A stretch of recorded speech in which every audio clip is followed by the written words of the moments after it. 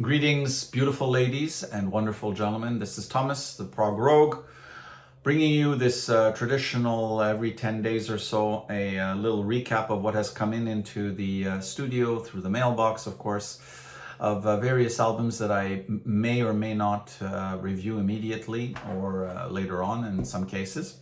But I am showing them to you, and if you do have any requests, don't be afraid to let me know. So we start off in Holland, the Netherlands, a band called Hangover Paradise. I have no idea what a hangover is. I do know what paradise is, though. I've never been drunk, so I don't, and knowing paradise, I don't need to. The album is called Lost in Reality, something else I don't quite understand.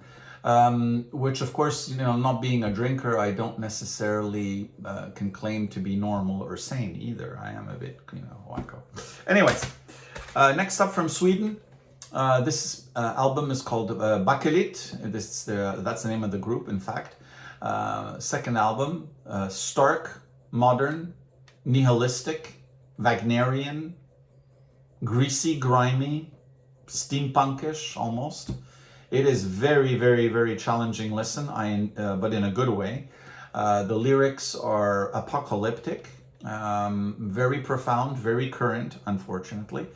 The music is exceptional. Carl Westholm, formerly of Carptree, is really an exceptional keyboard player and composer. If you are a bit curious about what this may sound like, please don't hesitate and take a look on my page. You will see the review was posted earlier today. Also from Sweden, this is called Hoffoot, jazz rock. I haven't listened to it yet, so I cannot comment.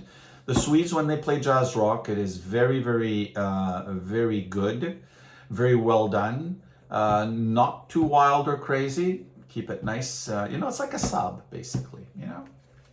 Holds the road very nicely.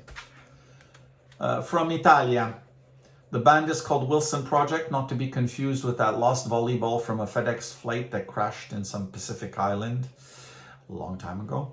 The band is, again, Wilson Project. The album is called Atto Primo, which means the first act, which is, again, very funny because this is their second album, so it's not their first act. Italians. This features a female vocalist who is off the charts brilliant. Very operatic, Italy, of course. Keyboard player who can sizzle on the synthesizer, and a really strong rhythm section to keep everything muscular and athletic. Fantastic record, also recently reviewed. Staying in the same country, but from the city of Bologna. If you've ever been, you should go. It's a beautiful city, one of the oldest universities in the world, or in Europe for that matter. The album is called Rethink. The group's name is Aerostation. This is their second. It also features Gigi Cavallicocchi of the famous Italian prog band Mangala Vallis on the drum kit. So I've yet to listen to this, but this is coming up next as a review. Move on over to England. Anything from King Crimson, especially live, in my book, can't go wrong. This is the 21st Century Schizoid band that featured, of course, Jako Jakšić, who is currently a member of the King Crimson crew. And it also has two alumni who recently passed away, Ian Wallace on drums, as well as Ian MacDonald on the keyboards and saxophone. Can't go wrong with this. Live in New York.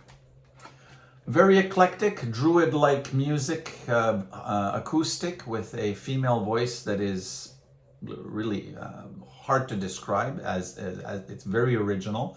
I had a very cursory listen to it. It is intriguing. So this may come up. An absolutely beautiful cover, by the way. It's called Daughter of the Water. Also staying in England, Thought Bubble. I heard this on Steve Lazenby's Progzilla radio show. Very intrigued. Modern electronics, haunting vocals, great sound, beautiful cover. I gave it a very quick listen. This needs a couple of more to really sink in and do a proper review.